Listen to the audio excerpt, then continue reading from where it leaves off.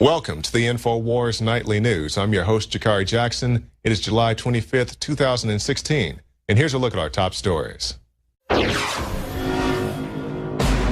Tonight, the DNC crowd turns against Bernie Sanders when he announces we must elect Hillary. And we have got to elect Hillary Clinton and Tim Kaine. Meanwhile, some celebrities show up to support Hillary Clinton, while others are there to protest. I really want to be on the right side of history, and this is a shot that we're not going to have again in my lifetime. Then, the mayor of a town in one of Mexico's most violent drug corridors was shot to death, and it's the second mayor killed in 2 days. Plus, a Texas sheriff deputy is shot dead at his own home. All that plus exclusive reports from the DNC. That's up next on the INFOWARS Nightly News. We want to remind you that this Wednesday, or starting this Wednesday, we have Operation Sleeping Giant. It's our 28-hour broadcast, live broadcast. We can catch Alex, myself, David Knight, Joe Biggs, Leanne McAdoo, all the reporters here, and we're going to bring you this historic moment of the Queen Hillary coronation. We all know it's a big dog and pony show. They pretty much had her picked as the winner beforehand, but they have to go through it the proper way and have the ballroom and all this other stuff, get all the celebrities and everybody to come out. And we'll talk about that a little bit later in this broadcast, but definitely mark that broadcast on your calendar. You do not want to miss it. That's coming up this Wednesday. Now, as we're talking about the DNC, one of the big players in the Democratic Party, of course, is Bernie Sanders. Now, if you guys recall, it wasn't all that long ago, and we've shown you the videos and the montages of Bernie Sanders saying Mrs. Clinton is unqualified, she's not fit to run this country, she's in bed with the big banks. And what does Bernie do? He comes out and burns his supporters by backing the very thing that he was supposed to be anti. He wasn't going to be like all these other politicians funded by the big banks, and now he's backing Mrs. Clinton just to get the Democratic Party in that push. And a lot of people are saying, and I do agree with this, that Bernie was never an actual contender, or at least he never really wanted that top spot. His job, in my personal opinion, was to push the party just so far left to where he could get some of his talking points or some of his policies into the Clinton campaign. And I think he has done that in spectacular fashion. So let's go ahead and see how people reacted when Bernie came out and supported Mrs. Clinton. And we have got to elect Hillary Clinton and Tim Kaine.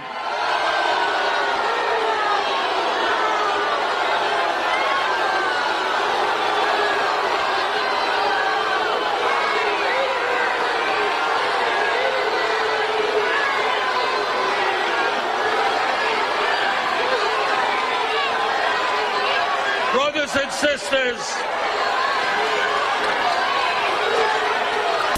following the release of nearly 20,000 internal DNC emails by WikiLeaks last week, Sanders supporters became outraged after evidence revealed that the DNC's efforts were to derail his campaign in favor of Clinton. So I'm sure Bernie Sanders knows this, that he pretty much got the business end, so to speak, of this whole Clinton charade. But, he's backing the party regardless. I don't know, they promised him or something, but regardless, he's going to back the DNC regardless because they don't want those votes to go to Trump. And it's really to the point where everybody's running this, anybody except Trump or, never Hillary, whatever. It's like you just can't have one or the other. It's pretty much what it's come down to. And this is the problem we face every single election cycle. And I hate that it always comes to this. I tweet out this thing. I guess a couple months ago, one of my rare tweets is this couple there sitting around and it's like, man, our candidate didn't make it. Now we just have to vote for the other person we don't believe in because they're in our party. And that's pretty much what happens every 4 years. You get down to the final 2 or 3 and you have to make this choice. Are you going to toe the party line? Are you going to go to the other party or are you just going to sit it out? And I'm personally going to sit it out. But many people aren't sitting at home when it comes to Bernie Sanders and also the whole Clinton campaign. But some people who aren't sitting on the bench are the celebrities. And of course, you expect the big wigs to come out and support their favorite candidate, but not everybody is supporting Mrs. Clinton. One in particular, Rosario Dawson, the actress, she's been in Sin City and Daredevil, many other projects as well. And she's a diehard Bernie Sanders supporter, and she's coming out to protest against Clinton, or against Clinton. Yeah, that's accurate.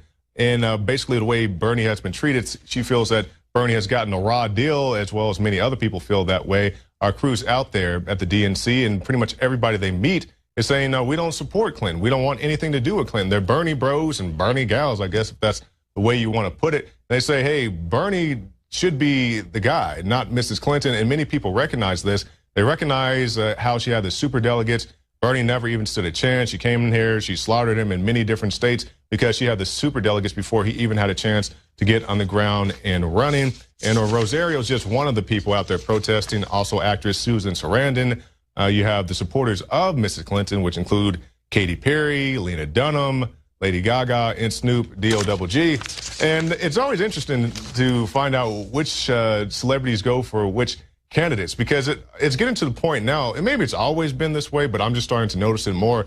When you find out what celebrity is going for which candidate, you kind of start to feel a certain way about it. And I know some people, they take to the extreme if they find out, for example, with this, not Ben Affleck, what's the other guy? Jason Bourne. Matt Damon, yes, Matt Damon. He came out with these anti-gun comments. They're saying we need to have Australian-type gun control. And a lot of people are trying to distance themselves from him from making those comments. Now, ultimately, do I agree with his comment? No, but is he entitled to his opinion here in the United States of America? Of course he is. The same thing with all these celebrities who support Mrs. Clinton and her various agendas, and we'll talk about some of that here in just a little bit.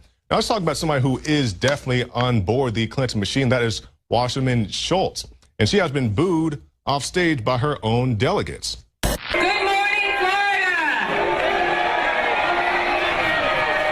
It is so wonderful to be able to be here in my home, with my home state. All right, everybody now, settle down. Everybody settle down, please.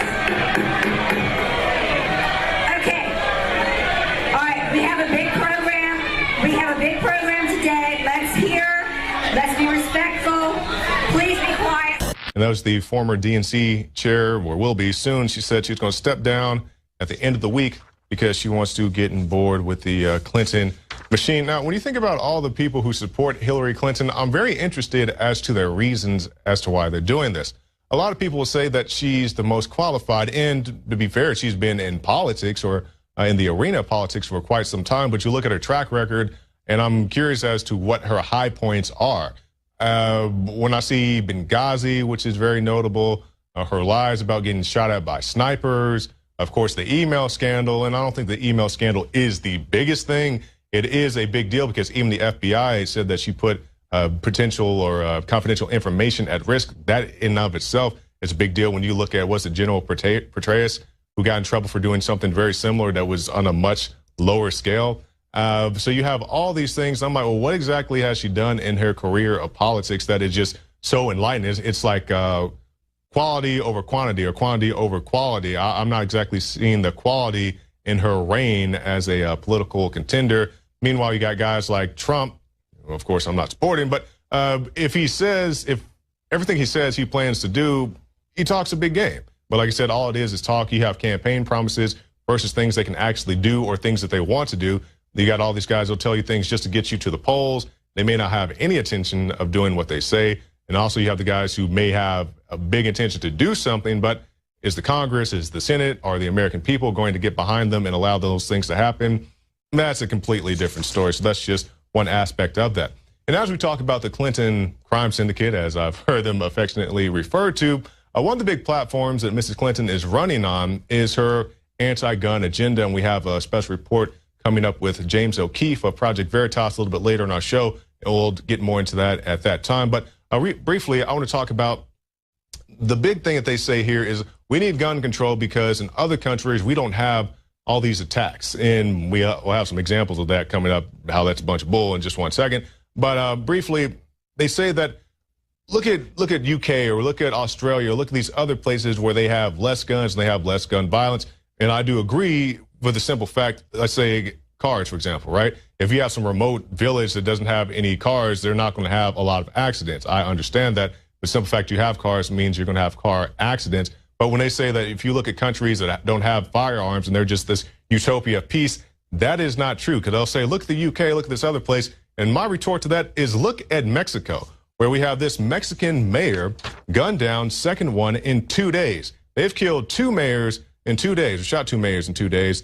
And this is a mayor of a township that includes a known haven for drug traffickers in the southern Guerrero state. A spokesman for the southern Guerrero state said Sunday that gunmen blocked a highway just over the state line with pickup trucks and opened fire on the mayor's vehicle late Sunday.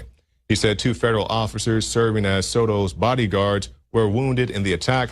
The leftist Democratic Revolution Party said that 75 mayors have been killed in the last decade. So, yeah, they'll show you the crime statistics of the UK and all these other places. And to be perfectly clear, the UK and other places may have fewer gun deaths or shootings and all that, but it doesn't mean they have less crime. You have more muggings, more rapes, more home invasions. I showed you that story last week in Finland of people, of a guy who was protecting his home when somebody broke into his house with a gun and a baseball bat. He beat him up and chased him off with a knife, and then he went to jail for longer than the guys who broke into his house. So just because in foreign countries they don't have the same number of firearms that we do doesn't mean that they're these crime-free utopias. Because you see in Mexico, you get your cartels who have their guns courtesy of Fast and Furious. They get their guns through other means. They're out there killing each other in the streets, and it's not your good law-abiding citizens who are doing this. It's the cartel members. It's the gang members. And if you think about the gun-free zone, let's talk about the ones here in the United States of America. Your banks, your schools, your liquor stores, your Army recruitment facilities, for example. You guys all saw the picture of the Army recruitment facility, had bullet holes all around the big gun-free zone sign, so that just shows you how well these things work, and that's just one example with that article coming out of Mexico.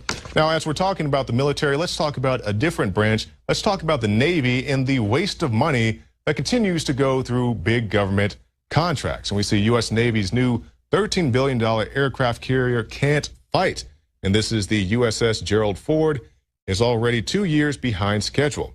And the Navy's newest aircraft carrier is facing more delays after the Pentagon's top weapons tester concluded the ship is still not ready for combat, despite expectations it would be delivered to the fleet this September.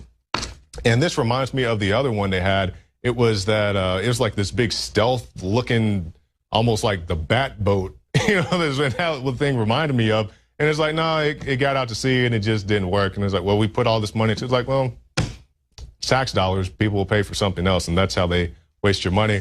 And this is the thing when I always hear these guys talk about we need a bigger military with more guns and more weapons and more equipment. I'm like, if you had stuff that actually worked and you were using it for reasons that were, you know, good and justifiable, I wouldn't have an issue with that. But you build these big ships to go out to fight these preemptive wars, and then you want the American taxpayer to pick up the bill. Meanwhile, every time something got hot, Obama was threatening not to pay the troops. I was like, that just blew my mind that people just let that happen and said nothing about it. Now, something I'm going to say something about is a Texas sheriff was recently shot dead at his home. Now, this was a sheriff. He heard a noise in his backyard. He went out there to check it out. This is Round Rock, Texas, just a little bit north of Austin. But they say the shooting was not believed to be a targeted attack of a law enforcement officer. They just thought it was a routine robbery. The guy just came up on the wrong end of it. And, of course, this isn't going to do anything to help the police relations going on here in the country currently, because we've seen numerous reports, tweets, various groups coming out saying target police, you know, shoot them while they're pumping gas or go to their houses and target their children, all types of craziness. And these things just go on to fuel this thing. It's just like I was talking about with somebody when you had the story last week of the autistic man who was walking around with his toy truck and his caregiver came out there. And people were calling the cops saying, hey, this guy had a gun, he had a toy truck. It's the same thing when people call the cops on people who carry umbrellas or other things. We've seen schools get shut down because some kid showed up with an umbrella. And you have to realize that when you call the cops and you say somebody's out here with a gun, their mentality is going to be completely different as if you called them and said, hey, my neighbor has loud music playing. Because when you say this guy has a gun, they're getting psyched up. They're trying to get mentally prepared. They run through all these scenarios. And lo and behold, as in the case for the autistic man, an innocent man got shot because somebody chose to call the cops on a innocent person. Now, of course, if you see some guys sneaking around your neighborhood, you think they're sneaking around your neighborhood, you may take a look at them, but definitely know what you're doing before you pick up that phone and make that final call. Now, we've seen a series of attacks going on worldwide, but this one we're going to focus on in Germany. This is one of many recent attacks, and this is a Syrian suicide bomber. And the attacker detonated a bomb backpack with metal shavings outside of a bar near Nuremberg. And he was a 27-year-old Syrian man who was denied asylum and turned away from a music festival. The blast left 15